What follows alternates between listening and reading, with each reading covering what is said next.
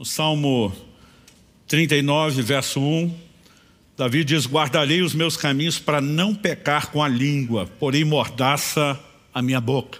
Apresentamos no primeiro domingo a ideia de que o profeta Isaías, no capítulo 6 do seu livro, quando ele tem a visão, não apenas da grandeza, da majestade de Deus, mas uma revelação profunda, poderosa da santidade de Deus, como contraste, ele percebe não apenas os seus pecados no sentido genérico, plural, mas ele tem uma percepção profunda de um tipo de pecado, de um departamento específico, os pecados da língua, como nós estamos chamando.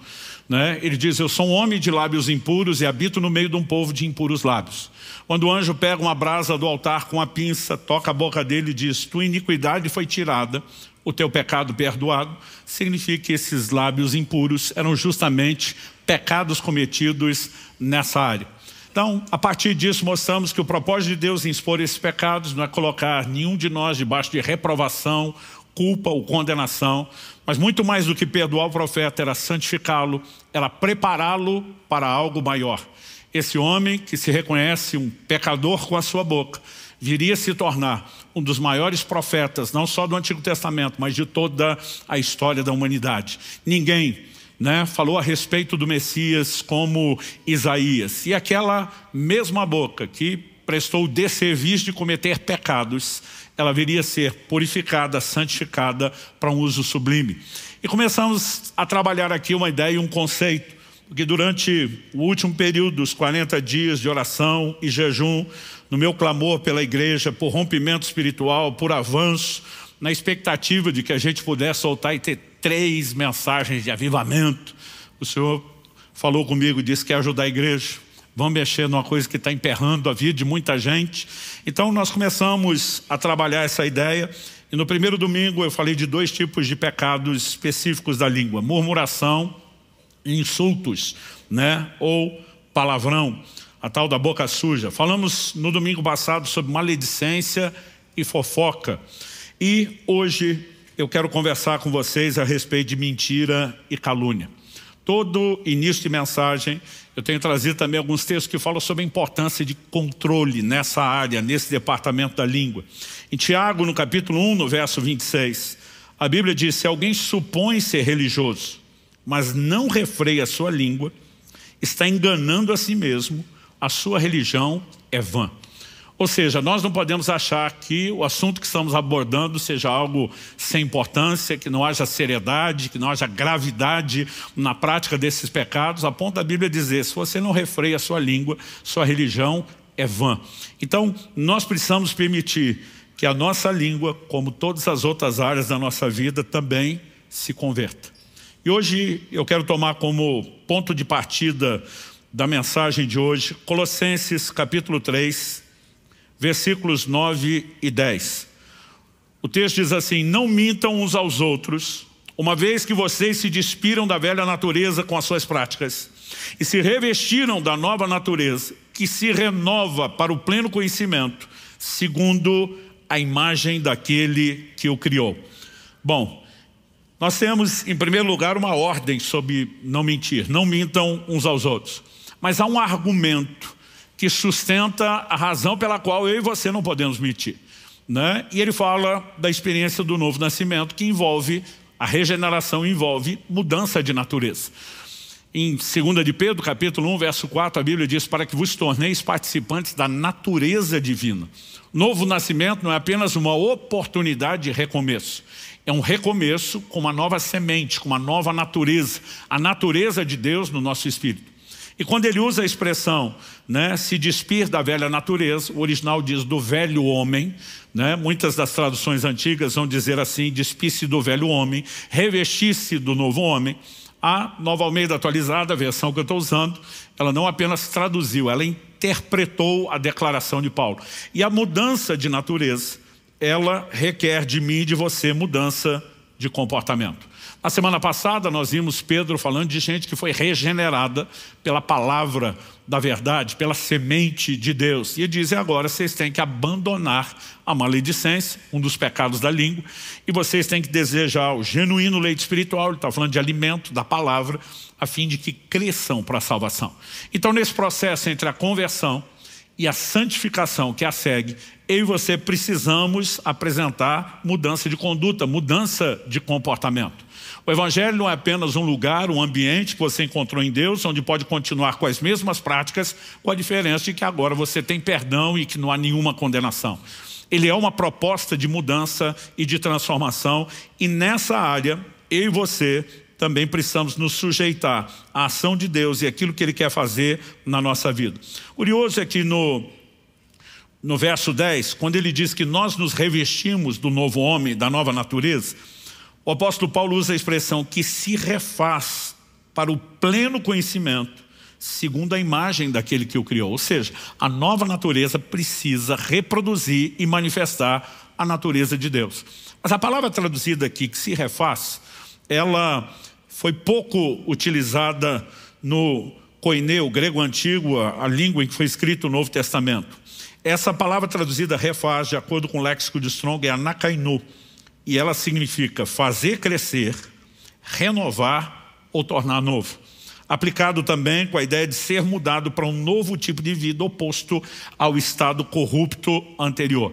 Mas a ideia aqui de se refaz fala não só do novo, mas fala de um novo que se aperfeiçoa, de um novo que melhora.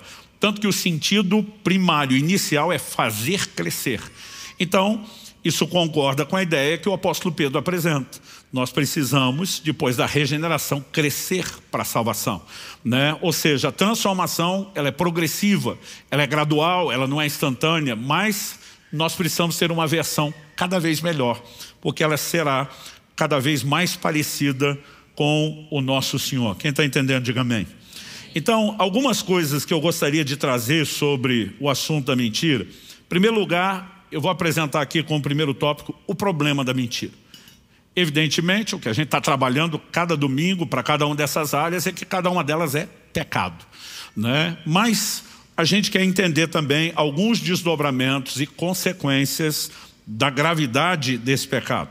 Em segundo lugar, depois de falar do problema do pecado, eu quero falar de algumas implicações ou ramificações, desdobramentos no comportamento da mentira. Para só em terceiro e último lugar, como temos feito, falar sempre de um segundo pecado, e nós vamos abordar aqui a questão do falso testemunho. Então, começando pelo problema da mentira, né, a raiz, o ponto de partida de toda a problemática é que é pecado. Definição bíblica de pecado, 1 de João 3,4, transgressão da lei. Né? E nós temos uma clara ordem apresentada aqui, e o que lemos em Colossenses é uma de várias, sobre não mentir. Agora, a mentira, ela não é apenas o pecado de violar a ordem de não mentir. Ela, na verdade, ela quebra um mandamento que é duplo. Porque a mesma Bíblia que manda não mentir, manda também que a gente fale a verdade. Aliás, em Efésios 4:25, o apóstolo Paulo diz, por isso, deixando a mentira, que cada um fale a verdade com o seu próximo, porque somos membros do mesmo corpo. Escrevendo aos Efésios, ele também fala sobre se despir do velho homem, se revestir do novo, e ele mostra que na prática isso envolve não apenas deixar de mentir, mas também falar a verdade. A mentira sempre, inevitavelmente colide com a verdade. Tanto que Tiago 4,14 diz, nem mintam contra a verdade, né? A mentira é uma violência contra a verdade. E por isso, não reflete esse caráter de Deus, essa nova natureza que precisa se manifestar e crescer em nós. Em Efésios capítulo 5, verso 1, a Bíblia diz que eu e você temos que ser imitadores de Deus como filhos amados. Como que eu e você podemos ser imitadores de Deus? Isso não envolve aqueles atributos que chamamos de incomunicáveis, né? Só Deus é um ser eterno, não só no sentido de não ter fim, mas não ter começo. Só Deus é onipotente, onisciente, né? Onipresente, e essas coisas nós não podemos imitar, né? Também não podemos imitar Deus criando outros pequenos universos, à semelhança do que Ele fez. O que nós podemos imitar é comportamento, é o caráter. É isso que Deus espera de mim e de você. E quando falamos do caráter de Deus, me permite citar alguns textos bíblicos aqui. Números 23:19, Deus não é homem para que minta. 1 Samuel 15:29, a glória de Israel não mente. Tito capítulo 1, verso 2, o Deus que não pode mentir. Hebreus capítulo 6, verso 18, é impossível que Deus minta. Ou seja, no caráter de Deus não há espaço para mentir.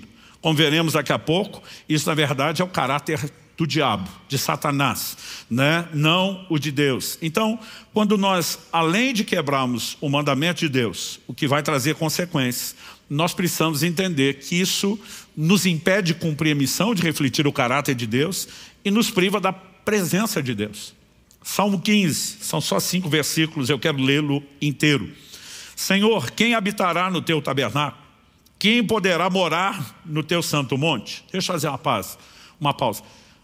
As pessoas não iam poder habitar e morar de verdade no tabernáculo, no lugar da habitação de Deus, no conceito de casa de Deus que tinham do Antigo Testamento. Se um Samuel, que é consagrado a Deus, passou a morar lá, né, esse não poderia ser algo, a realidade de todas as pessoas, nem tinha lugar para todo mundo. Mas a pergunta, quem vai morar, quem vai habitar no teu tabernáculo? Está falando de uma comunhão contínua com Deus. Está falando de um relacionamento. E essa é a ideia do que Deus tem para todos nós. Então ele está perguntando quem pode entrar nesse lugar da tua presença continuamente. Não apenas em cultos, em momentos regulares de adoração. E a resposta vem: aquele que vive com integridade, que pratica justiça, de coração fala a verdade. Aquele que não difama com a sua língua, não faz mal ao próximo, nem lança injúria contra o seu vizinho. Aquele que a seus olhos tem por desprezível ao que merece reprovação, mas honra os que temem o Senhor. Aquele que jura e cumpre o que prometeu, mesmo com prejuízo próprio. Aquele que não empresta seu dinheiro com usura, nem aceita suborno contra o inocente. Quem age assim não será jamais abalado. Essa lista de características daqueles que vão poder entrar no lugar da comunhão, da intimidade com Deus, você percebeu quantas vezes pecados relacionados com a língua são mencionados? O que de coração fala a verdade. Aqui já presume que não cabe a mentira. Mas na sequência ele vai dizer: o que jura, cumpre o que prometeu, ainda que com dano próprio, com dano pessoal. Não vai voltar atrás no que falou. O que não difama com a sua língua, não comete maledicência, como falamos na semana passada, o que não lança injúria contra o seu vizinho, calúnia, falso testemunho, né? Ele vai abordando aqui vários aspectos desses pecados que, se estiverem presentes na nossa vida, vão nos privar de um relacionamento com Deus. Isaías 59 diz que as nossas iniquidades fazem separação entre nós e o nosso Deus, todas elas, mas sempre, à medida que a gente vai olhando, estudando as Escrituras, o lugar, o peso de seriedade, gravidade que os pecados da língua têm, não podem ser ignorados. Eu já vi muito pregador dizer: não tem diferença de pecadinho e pecadão, no sentido de separar o homem de Deus, né, de condenação eterna, não. Mas de gravidade de consequência, evidentemente que isso é inegável. Então, por exemplo, o Senhor Jesus mesmo disse a Pilatos: quem me entregou a ti, maior pecado tem. Quando ele usa a expressão maior pecado, não dá para dizer que tudo é igual.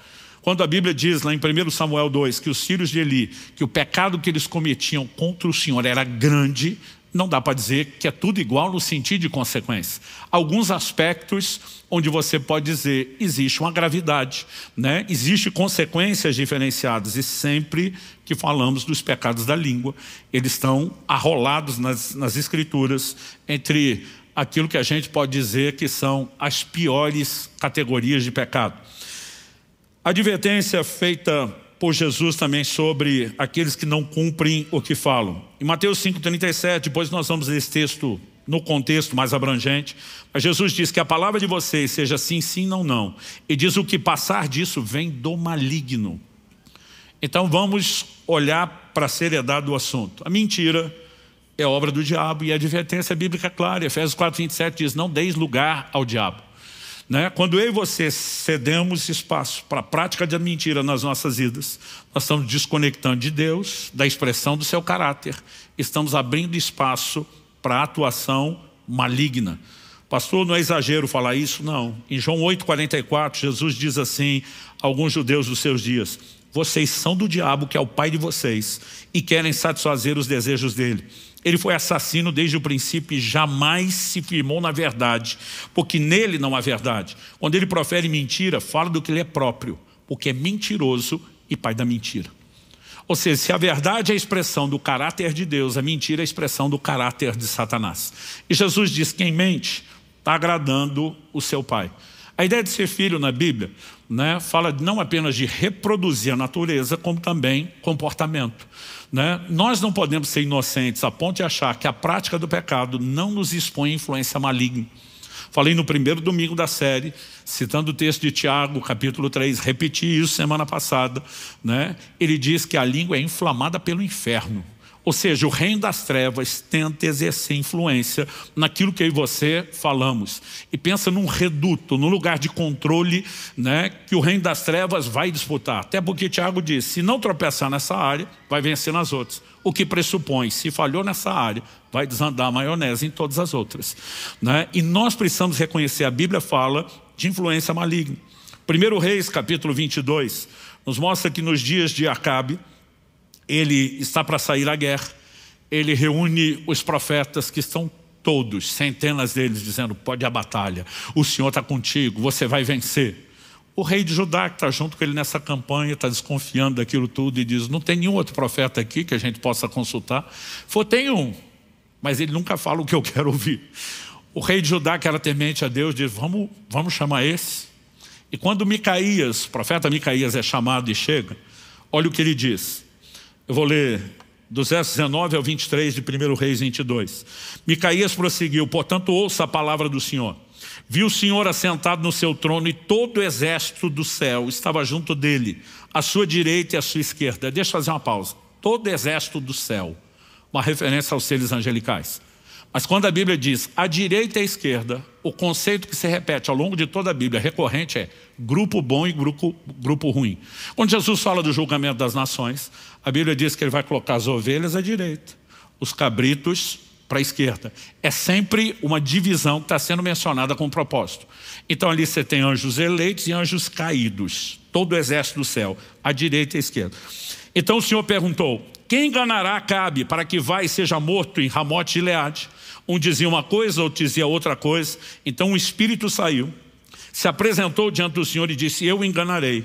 O Senhor perguntou como? Ele respondeu, sairei e serei um espírito mentiroso na boca de todos os profetas do rei. As traduções mais antigas dizem um espírito de mentira. Então o Senhor disse, você conseguirá enganá-lo, vá e faça assim. E agora eis que o Senhor pôs esse espírito mentiroso na boca de todos esses seus profetas, e o Senhor declarou que um mal vai lhe acontecer. Aquela é a batalha onde Acabe finalmente é morto, é julgado por todos os seus pecados, mas esse profeta tem uma visão clara, e ele entende. Né? Esse espírito de mentira, você pode ter certeza, não era do grupo dos bons. Né? Mas Deus está expondo Acabe por todos os seus pecados, uma sentença e um juízo maligno. Né? Nós precisamos entender isso. Quando Saul é sentenciado e julgado por Deus, a Bíblia diz um espírito maligno da parte do Senhor. Não quer dizer que o espírito maligno é do time dos céus, mas com autorização, permissão divina, está podendo bagunçar a vida de Saul. Gente, se existe uma definição de um espírito de mentira, a pergunta a ser feita é, quando eu e você nos entregamos a essa prática, a que, espiritualmente falando, nós estamos nos abrindo e nos expondo? Qual tipo de influência? E a Bíblia é clara sobre não dar lugar ao diabo.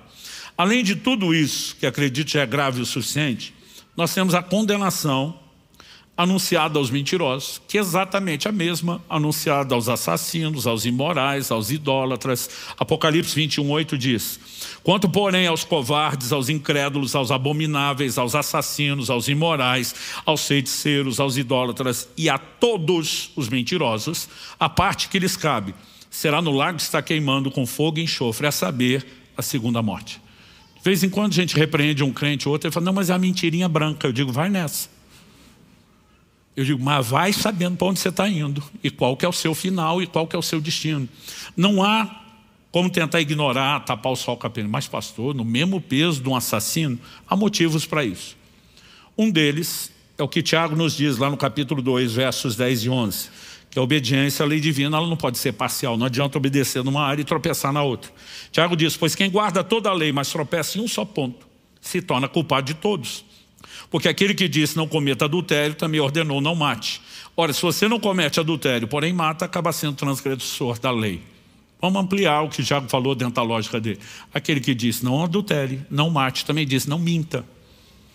E de alguma forma a gente acredita que está tudo bem evitar os outros, mas que está tudo bem eu e você brincarmos com a ordem sobre não pecar. E eu quero te dizer, não está bem. E os pecados da língua são considerados nas Escrituras graves. Mas vamos falar um pouco das implicações ou desdobramentos da mentira. A mentira tem ramificações e desdobramentos, incluído o falso testemunho, que eu já vou falar dele. Mas há dois aspectos que, acredito, muitas vezes a gente não está relacionando com a mentira, mas que a Bíblia cria uma relação muito forte. Um deles é a quebra de promessas de uma palavra empenhada, e o outro é a hipocrisia. E se tem um terreno onde a hipocrisia pode ser cultivada, é justamente no ambiente de religiosidade no qual eu e você estamos inseridos. Então, embora a mentira não engane a Deus, Deus conhece todas as coisas, ainda assim Atos 5 vai falar que Ananias e Safira estavam mentindo contra Deus, não que Deus vai cair, né, no conto ou na mentira. Aliás, fico pensando, como é que alguém pode imaginar que dá para mentir para Deus? A Bíblia diz que quando o anjo do Senhor, com outros dois anjos, visita Abraão e anuncia, daqui a 1 ano você vai ter um filho, a Bíblia diz que Sara, que estava do lado de dentro da tenda, riu. Porque tem hora que não é só difícil de acreditar em algumas coisas que Deus fala, tem hora que parece piada mesmo, né? E a Bíblia diz que ela riu, mas o Senhor menciona que Sara riu. Ele não está no campo de vista, mas ele conhece tudo, não há nada que fuja aos seus olhos. E Sara nega, não, eu não ri. Eu digo, da onde alguém tira a ideia de que dá para discutir com Deus e convencê-lo, né, de que aquilo que você fez não é o que você fez e você tentar inventar uma outra versão? É impossível. Mas quem está habituado à prática, simplesmente na hora de tentar se safar, ele vai recorrer, vai lançar mão daquilo, muitas vezes sem nem pensar. Mas, ainda que a mentira não engane a Deus, às vezes ela se mostra eficaz em enganar as pessoas. Mas eu costumo dizer não por muito tempo. Porque o próprio Jesus disse, não há nada oculto que não há de ser descoberto. Mentira tem prazo de validade, gente. É só uma questão de tempo. Já dizia o ditado popular, por mera observação, constatação da realidade. A mentira tem pernas curtas, não vai muito longe. Em algum momento acaba sendo exposta, né? E Deus faz questão de trazer isso à tona. Mas vamos falar a respeito daquela advertência específica de Jesus sobre o sim e o não. Mateus 5, eu vou ler agora do 33 ao 37. Vocês também ouviram o que foi dito aos antigos. Aqui uma referência à lei de Moisés no Antigo Testamento. Não faça juramento falso, mas cumpra rigorosamente para com o Senhor o que você jurou. Eu, porém, lhes digo, a nova lei da nova aliança, não jurem de modo nenhum. Nem pelo céu, por ser o trono de Deus, nem pela terra, por ser estrado de seus pés, nem por Jerusalém, por ser a cidade do grande rei. Não jure pela sua cabeça, porque você não pode fazer com que um só cabelo fique branco ou preto. Que a palavra de vocês seja sim, sim, não, não. O que passar disso vem do maligno. Pastor, por que havia o juramento na antiguidade? Porque as pessoas queriam inspirar confiança. Juravam por algo maior, solene, sagrado, para dizer, eu não sou doido de brincar com aquilo que eu estou falando. Jesus está dizendo, lá atrás foi exigido que você cumprisse o juramento. Agora preste atenção, não é para jurar mais. Tudo que sair da sua boca tem que ter peso de juramento. Então não é para ninguém jurar. Se você falar sim, tem que ser sim. Se você falar não, tem que ser não. Eu já falei isso algumas vezes, vou repetir. Talvez o versículo da Bíblia que meus filhos mais ouviram dentro de casa enquanto crescia foi a declaração do Salmo 15, aquele que jura e com dano seu não muda. Falou, tem que cumprir. Não, mas é que eu dizia, não é mais, é uma questão de caráter. Você falou, tem que sustentar.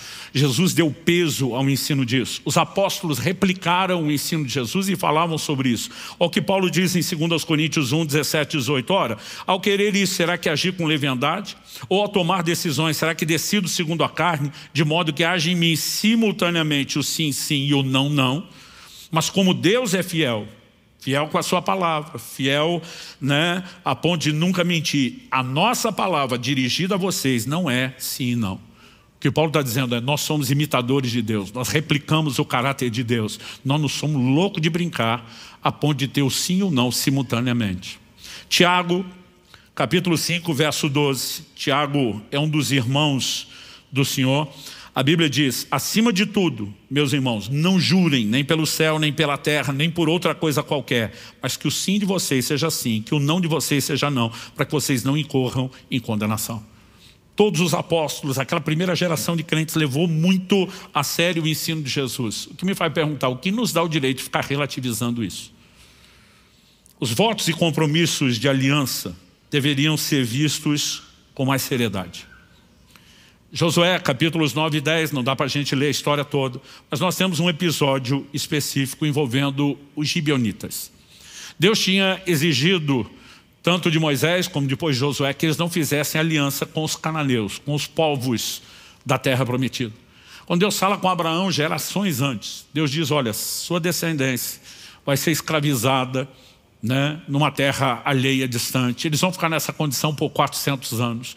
Só depois disso eu trago eles de volta, porque eu te prometi essa terra. Mas eu não posso tirá-la dos cananeus e te entregar agora.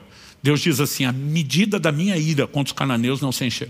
Deus diz, eu vou ter séculos de longanimidade, de paciência, mesmo sabendo que eles não vão se arrepender. Eu preciso manter o padrão da justiça. Eu preciso dar-lhes a oferta de misericórdia, a oportunidade de arrependimento. Até que eles esgotem. Deus diz, quando eles esgotarem a longanimidade, eu trago a sua descendência, eles vão ser meu instrumento de juízo sobre esses povos e eu entrego a terra deles a vocês. Então Deus disse, não faça aliança, porque era para exterminar aqueles povos, era para exercer juízo depois de muita longanimidade ofertada. Aí os gibeonitas estão percebendo que Deus está com os israelitas, estão vendo tudo o que está acontecendo, desde a travessia do Jordão, a conquista de Jericó. E eles mandam um grupo de pessoas, se apresentam com uma história diferente. Eles mentiram. Nós viemos de uma terra longínqua, distante. Essas roupas velhas, quando nós saímos, eram novas, as sandálias também. Esse pão velho embolorado era fresco quando nós saímos de lá. Nós viemos de muito longe. E ouvimos falar de Deus de vocês, queremos fazer uma aliança. Eles ainda questionam, como é que nós vamos saber se a história de vocês é verdadeira? Não, nós estamos falando a verdade. A Bíblia diz que eles não consultaram o Senhor e fizeram uma aliança.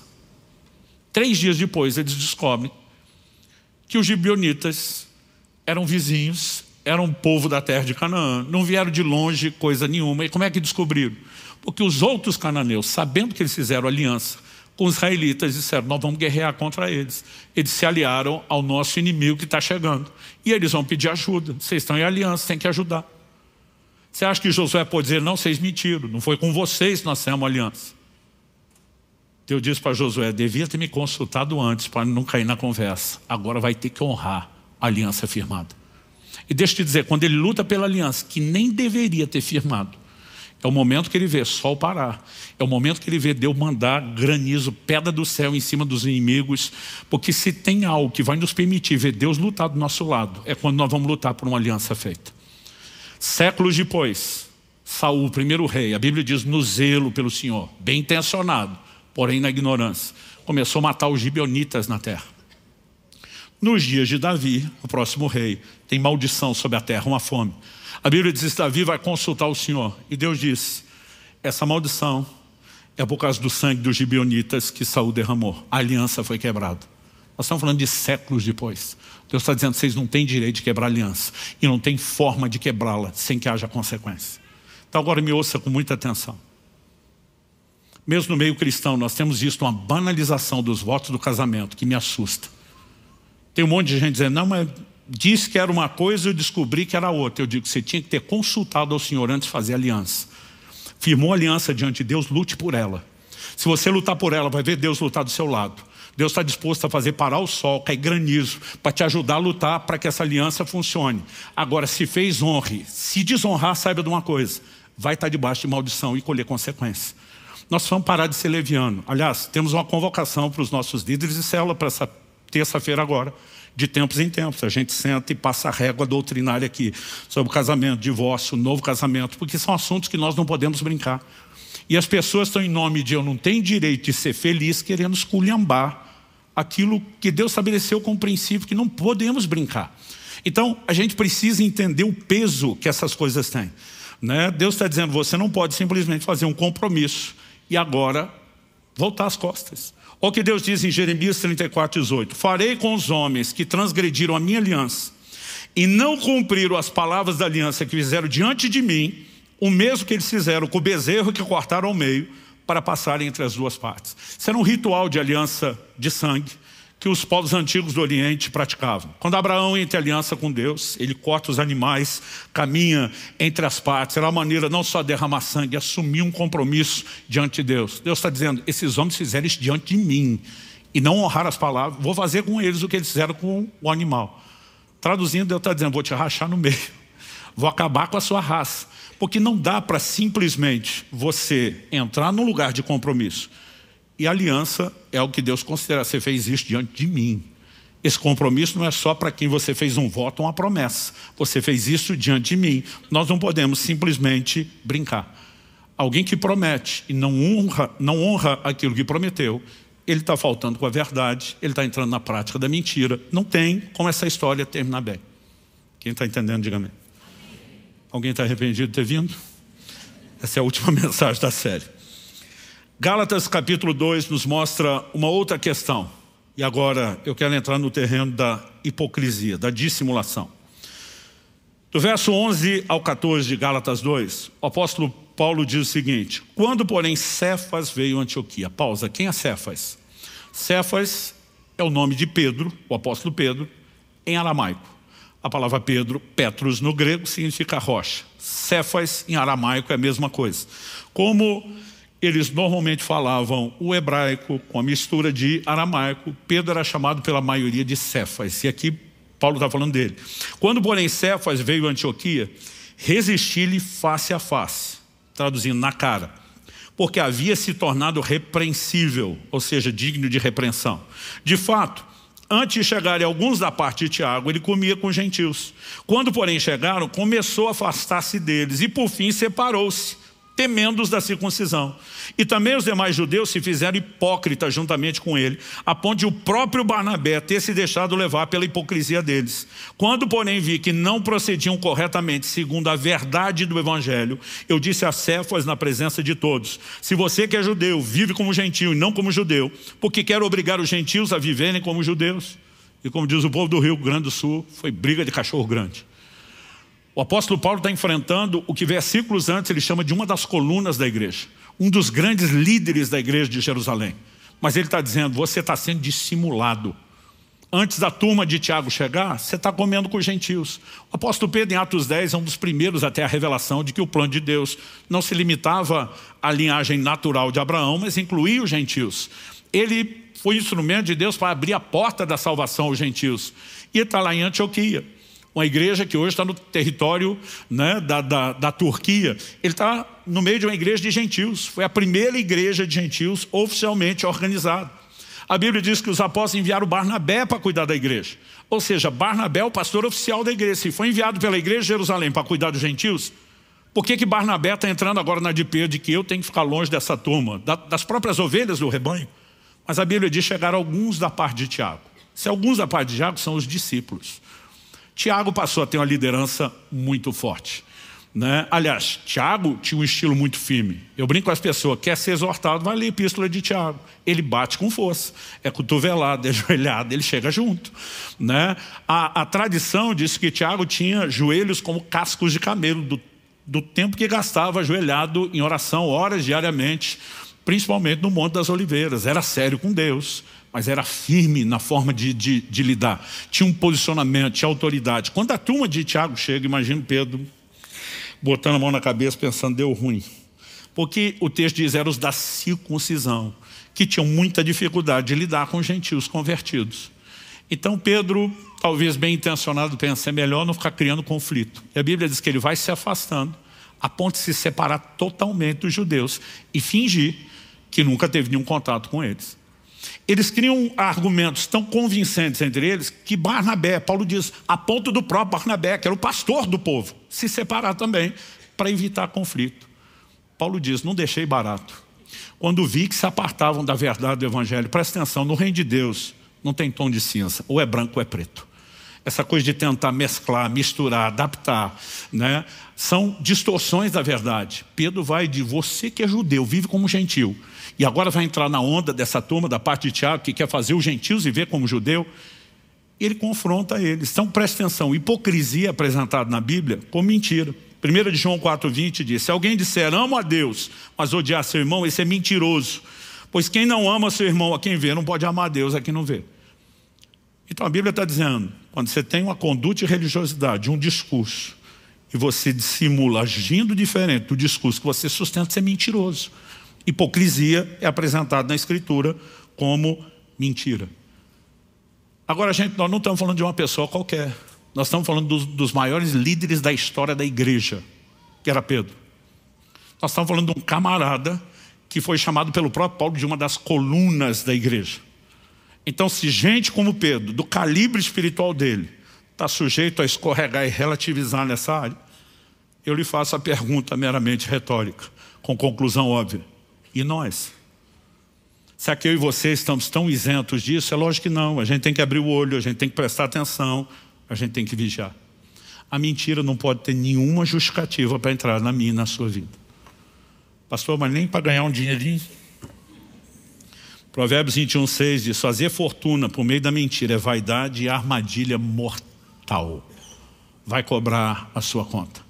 Eu e você precisamos aprender a mensurar o ganho real. O ganho real não é o lucro imediato que você pode ter, seguido de perda posterior. É o sorriso no rosto do Nosso Senhor. É refletir o caráter de Deus. É manifestar isso na nossa vida. É construir valores sem ficar dando desculpas. Porque é muito fácil eu e você tentarmos inventar justificativas que aplacam a nossa consciência. Kelly sempre conta uma história do Israel, nosso filho, que um dia chegou em casa e ele estava aborrecido. Que a professora deu uma atividade, ela não conferiu o caderno dos alunos, mas ela só perguntou publicamente, alguém não fez? Meu filho, constrangido por tudo que foi ensinado, levantou a mão e falou, eu não fiz. Ela falou, ponto negativo para você. E ele ficou olhando para todos os amigos que não fizeram, ninguém falou nada, ela não conferiu de ninguém. E ele chegou em casa revoltado. Ele falou, mãe, falar a verdade não compensa. A gente é punido. Minha esposa olhou para ele e falou, não senhor, você foi punido porque não fez o que tinha que fazer. E falar a verdade era mais do que obrigação. Já é ruim não fazer, ainda queria errar da outra forma. Porque é muito fácil você tentar criar situações para dizer, não, falar a verdade é prejudicial. Muitas vezes a gente pode até ser prejudicado por ter falado a verdade, porque já fizemos algo errado. E é melhor não continuar errando. Mas se a gente não cuidar, a nossa mente tem uma capacidade de ceder um engano. E o pai da mentira também é o maior mestre do engano. Eu e você precisamos ser cautelosos. Não deve ter espaço na nossa vida para mentira. Quem está entendendo, diga amém. Aliás, eu digo mais. Provérbios 13:5 diz, o justo odeia a mentira. Ou seja, a gente não deve apenas evitar a prática. A gente tem que tratar isso como algo intolerável, profano. Não pode estar na nossa vida. Terceiro e último lugar, vamos falar da questão do falso testemunho, que é o 9º dos 10 mandamentos, do decálogo que Deus por meio de Moisés deu à nação de Israel. Êxodo 20:16 diz, não dê falso testemunho contra o seu próximo. É o 9º mandamento. Pastor, qual a diferença entre a mentira e o falso testemunho? O falso testemunho não é mentira? Também. Mas ele não é apenas mentira. Ele é uma mentira agregada de maledicência, né, de intentos injustos contra pessoas inocentes. É uma maneira não apenas de atacar. Existe todo um linguajar técnico. Aliás, no primeiro domingo eu anunciei que o tema da última mensagem seria mentira e calúnia, né? Já mudei calúnia para falso testemunho. Porque quando você olha as definições do nosso Código Penal, tem diferença de calúnia, tem diferença de calúnia para injúria e, né, inclusive para aquilo que eu e você podemos classificar aí com outros nomes como difamação. E os aspectos são, o que eu estou falando, imputa crime ou não imputa crime? É verdade ou não é verdade? É opinião ou não é opinião? Todos vão agredir alguém e quebram um princípio bíblico. Mas acredito que entre as piores práticas está o falso testemunho. Porque o falso testemunho é uma deliberada mentira. Ele viola todos os princípios da justiça porque atribui culpa a alguém que você sabe que é inocente e você não, hipoteticamente, a pessoa que faz isso só o faz para tentar lucrar com a situação.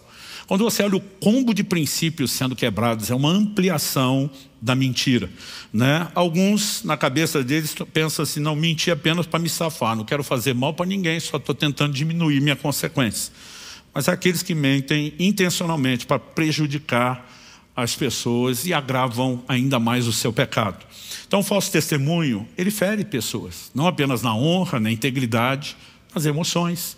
Ninguém quer ser vítima de falso testemunho, de calúnia, né, de injúria. Provérbios 25, 18 e 19 diz: martelo, espada e flecha aguda é o que levanta falso testemunho contra o seu próximo. Todas as coisas que ferem e machucam. Na sequência, o verso 19 diz: como dente quebrado e pé sem firmeza, assim a confiança numa pessoa desleal em tempo de angústia.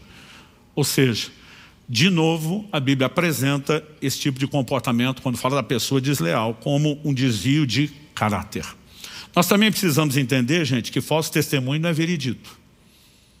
Quando você olha para o próprio Jesus, né? Aliás, eu reparei bastante lendo os evangelhos, não só os evangelhos, mas na leitura bíblica que eu gosto de fazer durante esse tempo de jejum e oração, quando preparava essas mensagens, fiquei de olho em quase tudo que a Bíblia dizia, né, sobre os pecados da língua.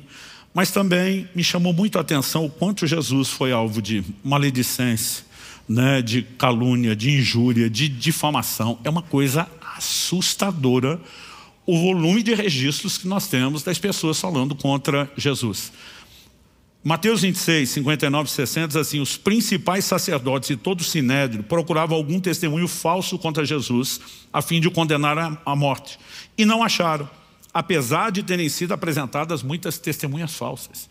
A Bíblia diz que Pilatos sabia que o entregaram por inveja, sabia que estava mentindo. Eles estão manipulando gente, vamos dar um jeito, né, de acabar com esse cara. Então, nós não podemos simplesmente olhar para o falso testemunho e dizer isso é veredito. Não é. E caso se torne veredito em um tribunal humano, porque há exemplos bíblicos de falsas testemunhas se reuniram. No Antigo Testamento, Deus dizia que toda a questão seria decidida pela boca de 2 ou 3 testemunhas.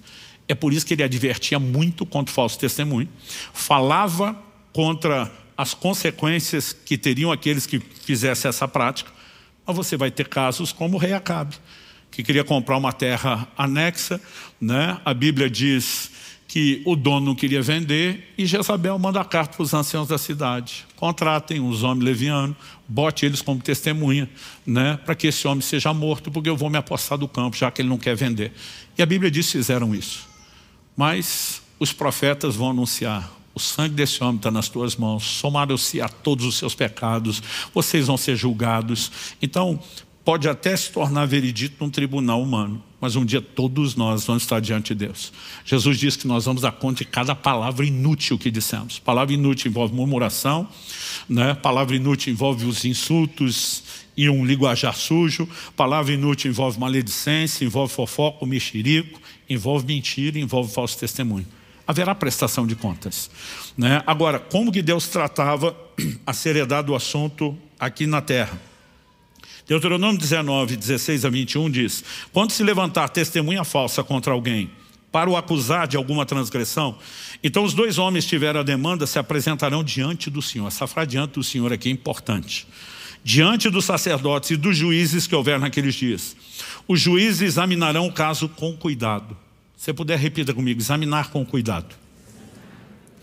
O texto diz: e se a testemunha for falsa, e tiver testemunhado falsamente contra o seu irmão, receberá o castigo que tinha em vista para o seu irmão. Assim exterminarão o mal do meio de vocês, para que os que ficarem ouçam, temam e nunca mais tornem a fazer semelhante mal no meio de vocês. Não olhem para ele com piedade, vida por vida, olho por olho, dente por dente, mão por mão, pé por pé. Se o juiz já era severo em tribunais humanos, por exigência de Deus, como que você acha que será no tribunal divino, quando eu e você estivermos diante dele? Provérbios 6, de 16 a 19, nos mostra que Deus odeia essa prática do falso testemunho. 6 coisas o Senhor Deus odeia, e uma 7ª sua alma detesta: olhos cheios de orgulho, língua mentirosa, mãos que derramam sangue inocente, coração que faz planos perversos, pés que se apressam a fazer o mal, a testemunha falsa que profere mentiras e o que semeia discórdia entre os irmãos. Quando você olha a relação, nós temos exatamente 7. A Bíblia diz: 6 o Senhor odeia, a 7ª ele detesta. O curioso é que a língua mentirosa já foi mencionada. E ele vai falar da testemunha falsa, que profere mentira. Ou seja, o falso testemunho é mentira, mas não é só mentira, a ponto de ser relacionado como algo mais. Porque acrescente-se a mentira a intenção de deliberadamente fazer o mal contra alguém inocente. Agora, quando nós falamos aqui de maledicência e de mexerico, fofoca, eu falei, gente, nós precisamos ser cautelosos com aquilo que a gente passa para frente. A Bíblia fala de situações que têm que ser examinadas com cuidado. Nós falamos semana passada que a Bíblia fala de um ambiente onde o que é errado tem que ser denunciado, mas tem que ser denunciado em fóruns competentes. Então Paulo diz para Timóteo, que era um supervisor, um bispo sobre outros, ele diz, não aceite acusação contra presbítero, a não ser por 2 ou 3 testemunhas. Então eles tinham o disque denúncia, tinham situações de vamos apurar a conduta de líderes, e se não estiverem agindo de acordo, vão ser disciplinados. Porque aquilo que é errado não se varre para debaixo do tapete, mas se trata em canais apropriados. Agora, quando alguém, em nome de a verdade tem que ser dita, a denúncia precisa ser feita, o espírito profético precisa estar presente, ela, em vez de tentar resolver o problema, simplesmente só quer propagar isso, ela está errando tanto quanto a pessoa que ela está tentando expor, se é que essa pessoa de fato errou ou só está supostamente tendo uma situação que foi mal examinada. Então, eu e você precisamos nos questionar a quem nós estamos nos colocando a serviço. Provérbios 12:17 diz, quem diz a verdade favorece a justiça, mas a testemunha falsa está a serviço da fraude, da mentira, ou do pai da mentira, que é Satanás. Não existe meio termo, gente. Não há como eu e você simplesmente olharmos para isso e dizer, está tudo bem, está tudo tranquilo. Então, Jesus disse que haverá recompensa, né? Nós precisamos entender que Ele tanto vai responsabilizar todos os que mentiram com falso testemunho, e quando você simplesmente acredita numa falsa testemunha, sem a investigação, o exame apropriado e repassa, você se tornou cúmplice. Ah, mas a falsa testemunha estava mentindo porque queria, eu acreditei nele. Você é a falsa testemunha bem intencionada, diferente da que está sendo mal motivada, mas se tornou cúmplice. Nós falamos semana passada que se não há lenha, o fogo se extingue. E que todos esses pecados da língua, eles têm que ser extintos, não só da nossa vida. Mas a gente não pode emprestar o ouvido a outros, né? E nem faltar com a repreensão que é necessária. Agora, o que é que eu e você devemos fazer? Decidimos, não vamos praticar nem maledicência, nem mentira, nem calúnia, nem injúria, nem falso testemunho, mas estão fazendo isso contra mim, contra você. O que é que eu e você deveríamos fazer? Jesus nos ensinou de 2 maneiras. Em primeiro lugar, eu falei isso semana passada, pelo exemplo. 1 de Pedro 2:21 diz que ele nos deixou exemplo de sofrimento para que a gente siga os seus passos, suas pegadas. Que sofrimento? Eu e você não vamos morrer para salvar o mundo. Não é esse sofrimento que a Bíblia está dizendo. A Bíblia vai explicar qual. Ele, quando injuriado, né, ou difamado, não retribuía com injúria, né? Quando difamado não fazia o mesmo, mas se entregava àquele que julga retamente. Um dia Deus vai expor toda a mentira, e aí você precisamos nos entregar a Ele. O erro dos outros não justifica o nosso, a maledicência dos outros não justifica a nossa, né? O falso testemunho de outros contra nós não nos dá o direito de nos rebaixar ao nível de velha criatura, né, de influência do pai da mentira que eles estão tendo. Nós precisamos nos entregar a um juiz. Jesus nos ensinou isso, por exemplo. Mas Ele também nos ensinou por orientação específica. Mateus 5:11-12. Bem-aventurados são vocês quando por minha causa os insultarem, os perseguirem mentindo, disserem todo o mal contra vocês. Alegrem-se e exultem, porque é grande a sua recompensa nos céus. Pois assim perseguiram os profetas que viveram ante vocês. Jesus nos chama a um posicionamento de alegria. Fala sério. Eu lembro quando meu filho Israel começou o período de corte, de romance oficial com a Priscila, que é filha do meu pastor Weibe. E um dia, né, eles fizeram posts, estavam juntos, mal se tocaram na foto, estavam juntos na casa de oração lá nos Estados Unidos. A gente não deixava esses dois ficar sozinhos, até pela questão do bom testemunho que precisam dar, não só por controle. Havia todo um zelo. Alguém entra na foto que a Priscila postou e começa a esculhambar. Se fosse um de nós, já estava em disciplina. Mas os filhos dos poderosos podem fazer o que quer. Pensa na treta, confusão. Aí os que estão querendo ajudar entram para defender, o negócio só piora. Quando aquele viu o que estava acontecendo, ligou para Priscila, falou: Priscila, você viu o tumulto que está no post? Ela falou assim: eu vi, você não vai deletar? Ela falou: eles devem ter o direito de falar o que eles acham e pensam. A Kelly falou assim, seus pais estão sabendo, para tipo assim, será que eles não vão dar o mesmo conselho que a gente, para pelo menos você deletar esses comentários e evitar que a confusão continue? Né? Falei, não, a gente já conversou. Foi ela que falou com os pais ou foi você mesmo? Foi ela. E, inclusive, na hora eles estavam em viagem, estavam num hotel, e eles me disseram o que eles fizeram. Eles deram a mão e começaram a pular, dançar e fazer festa diante de Deus. A Kelly falou para mim, nós não somos crentes. Nós estamos aqui doidos para abafar a confusão e evitar que o mal... Mas a gente não conseguiu, né, se alegrar. Não é a resposta natural humana. Normalmente que nós vamos ter indignação. Indignação vem do fruto de que nós damos valor à integridade, sim. Mas vem também de muito orgulho que nós temos da nossa própria integridade. E a gente precisa aprender a morrer. A gente não pode estar pregado na cruz com velcro, como eu falei semana passada, que está fácil aí. Agora Jesus falou, o motivo de alegria não é o mal que estão falando contra você. É saber que se você é inocente e não jogou o jogo, você vai ser galardoado e recompensado por Deus. Mas é saber também, quem está falando mal, você não precisa se defender. Um dia haverá juízo, tudo será exposto.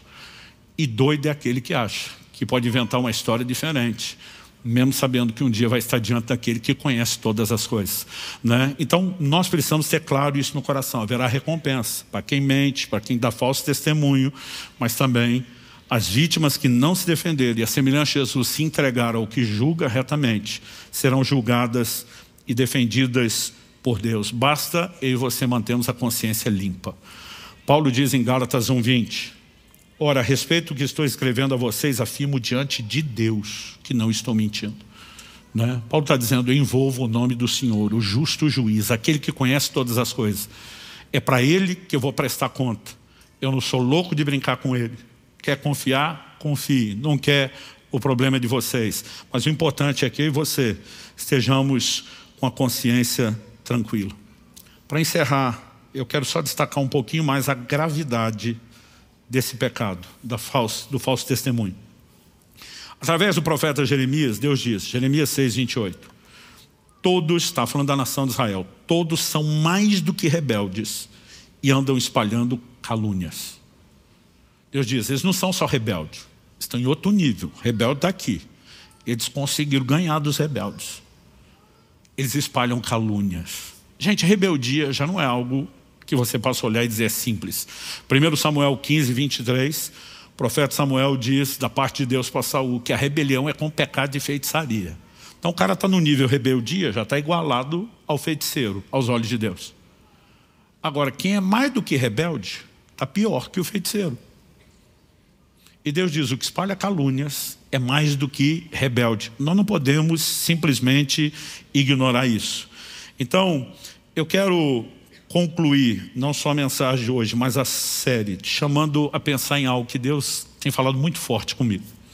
Mateus 26, de 73 ao verso 75, diz assim, pouco depois, aproximando-se os que estavam ali, disseram a Pedro, com certeza você também é um deles aqui, um dos discípulos de Jesus, porque o seu modo de falar o denuncia. Repita isso comigo, seu modo de falar o denuncia. Então vamos fazer uma pausa. Esse é o momento onde Pedro está negando a Jesus na entrada do Sinédrio. Só que eles olham e dizem, não, você é discípulo de Jesus. O jeito que você fala te entrega. Pode ser que ele estivesse se referindo a um sotaque da região da Galileia. Pode ser que eles tinham reconhecido algo mais naquela conversa. Não, o que você está falando entrega quem você é. Você é discípulo dele.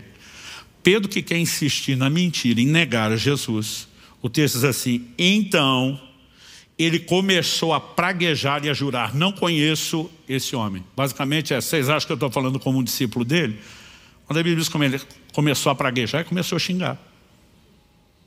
Uma tradução antiga diz que ele falou imprecações. Ele está xingando alguém.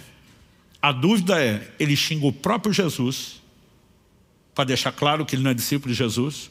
Ele xinga as pessoas que estão falando, para mostrar, já que está dizendo que meu modo de falar me denuncia, vê se isso é linguajar de um discípulo dele. E exatamente o que Pedro fez nesse momento. A Bíblia diz assim, nesse mesmo instante o galo cantou. Então Pedro se lembrou da palavra que Jesus lhe tinha dito. antes que o galo cante, você me negará 3 vezes. E Pedro, saindo dali, chorou amargamente.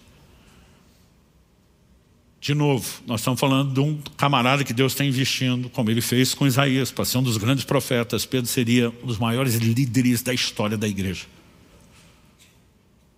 E aí nós temos o Pedro vacilando na tal da área. Seu modo de falar te denuncia. A gente consegue saber muito sobre alguém por aquilo que ela fala. Jesus diz, a boca fala do que está cheio o coração. Me assusta quando eu me sento, não só com gente que se diz cristã, mas principalmente com gente que diz ser líder ou até mesmo pastor. Esse cara fala de tudo menos na Bíblia, fala de tudo menos do reino de Deus, fala de tudo menos de Jesus. E eu fico me perguntando o que está enchendo o coração dessa pessoa. Mas a maneira como falamos não só transborda o que está dentro, mas o palavreado nos expõe, nos denuncia. As pessoas podem saber que somos discípulos de Jesus ou podem se convencer que nós não somos pela maneira de falar. Graças a Deus que assim como no caso de Isaías, Deus não expõe, Jesus não revelou antecipadamente o que Pedro faria, não gerou esse contraste, né, que ele precisava com a constatação do canto do galo, porque queria reprová-lo ou condená-lo, mas porque queria aperfeiçoá-lo. Mas assim como Pedro vai chorar amargamente, precisa entrar num profundo processo de arrependimento, assim como Isaías se arrependeu, eu e você também precisamos nos arrepender. E nós não podemos ignorar, termino com isso, que os pecados da língua, todos eles que mencionamos aqui, eles trazem condenação. Primeiro domingo eu falei de murmuração e insultos. O que a Bíblia fala sobre isso? 1 Coríntios 10:10. Não fiquem murmurando como alguns deles murmuraram e foram destruídos pelo exterminador. Nunca vi um crente que murmura prosperar em área nenhuma. Ele só sofre perda e revés. Em relação aos insultos, Efésios 4:29 diz, não saia da boca de vocês nenhuma palavra suja, unicamente a que for boa para edificação, conforme a necessidade, transmita graça aos que ouvem. Alguns versículos à frente, Efésios 5, 6 e 7. Não se deixe enganar com palavras vazias, porque a ira de Deus vem sobre os filhos da desobediência por causa dessas coisas. Na lista, o palavreado sujo. Portanto, não participem daquilo que eles fazem. Todos esses pecados vão trazer consequência e condenação. Maledicência e fofoca, que falamos na semana passada. Tiago 5,9 diz, irmãos, não se queixem uns dos outros, para que vocês não sejam julgados. Eis que o juiz está às portas. Está falando da volta iminente de Nosso Senhor. Em relação à fofoca, nós mencionamos semana passada Levítico 19, 16 e 17. No 16 a Escritura diz, não ande com mexeriqueiro no meio do povo, nem atente contra a vida do seu próximo. No 17, mas repreenda-o e não incorra em pecado por causa dele.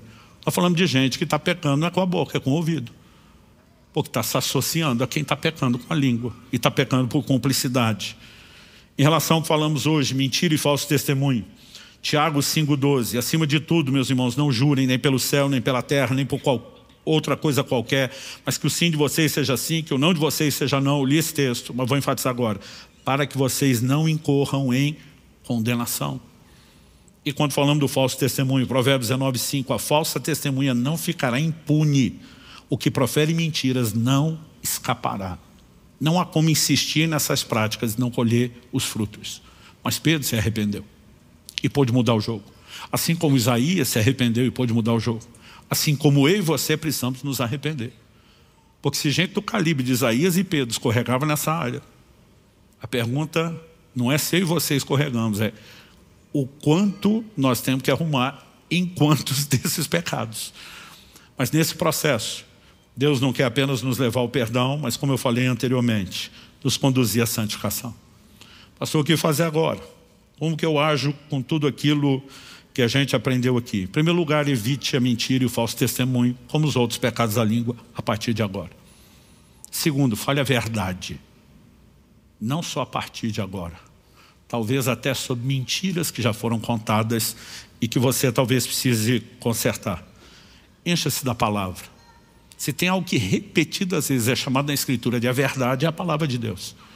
Impossível seu coração estar cheio da verdade e você falar algo diferente.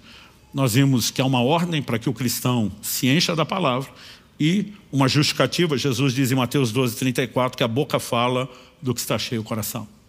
Mas como falamos a cada domingo, nós precisamos orar por cada área onde precisamos de mudança e transformação.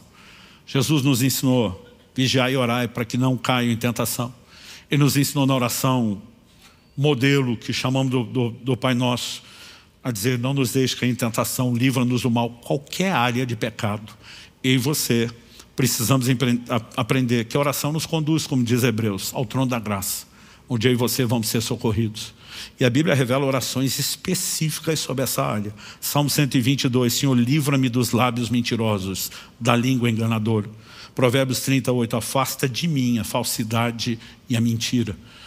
E se a gente entende a gravidade de tudo que foi ensinado e recorre àquele que não só perdoa, mas santifica, mas fazemos isso em oração, e não estou dizendo de orar uma única vez no final de um culto, até que a gente veja essa área dominada, controlada, subjugada ao senhorio de Jesus, nós vamos chegar lá. E vamos descobrir que não apenas fomos perdoados, a condenação foi removida, mas nós somos aperfeiçoados para a glória de Deus. Vamos ficar em pé para parecer que está acabando?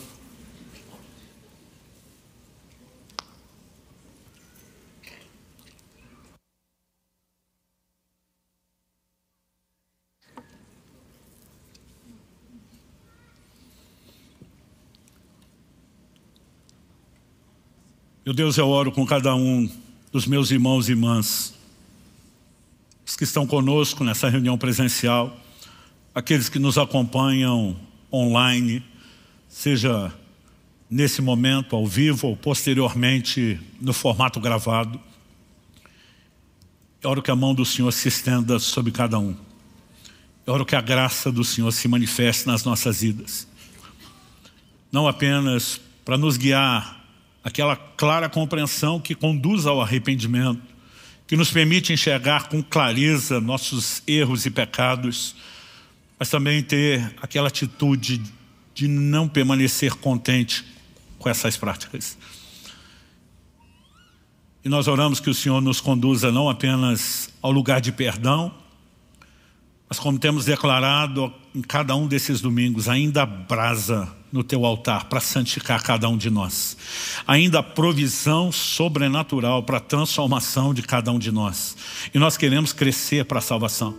Nós queremos agir de maneira coerente com a nova natureza que está em nós. Nós não queremos dar lugar ao diabo e aos seus espíritos malignos por meio da mentira ou qualquer outro pecado. Nós queremos ser dominados pela tua natureza, guiados pelo teu Espírito nesse processo de crescimento, e nós clamamos por isso.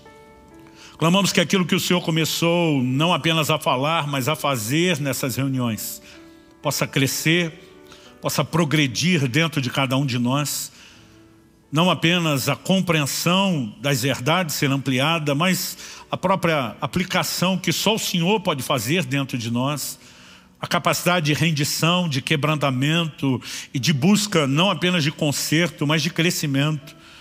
Que isso tudo seja fruto não apenas de uma resposta da nossa parte, mas principalmente da tua graça que nos provoca a agir e que se intensifica quando nos abrimos ao Senhor.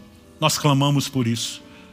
Oramos que ninguém saia desse lugar debaixo de culpa, condenação, que o diabo não engane ninguém com sentimento de reprovação, porque o Senhor não expõe a seriedade desse assunto para nos levar a esse tipo de reação, mas pelo contrário, o Senhor o faz para nos chamar para perto de si, para o conserto, para a transformação. E eu oro a Deus por um toque único, singular, poderoso, sobrenatural do Senhor nas nossas vidas. Nós oramos por um novo tempo, onde haja não só uma nova maturidade na compreensão, como também na implementação desses princípios de forma prática. Ajuda-nos, Senhor. Não apenas a romper e a vencer nessas áreas, mas também ajuda-nos a ajudarmos-nos uns aos outros, a estendermos a mão, a também confrontarmos em amor aqueles que à nossa volta ainda tropeçam, e que possamos exercer essa ajuda mútua no crescimento na fé, naquele tipo de conduta que te honra, te exalta e te glorifica. Nós oramos em nome de Jesus. Abençoamos cada um deles e declaramos que haverá rompimento, haverá crescimento espiritual, haverá avanço e progresso nessas áreas, em nome de Jesus e para a glória de Deus. Se você crê e concorda, diga amém. Se você recebe essas palavras, diga eu recebo em nome de Jesus.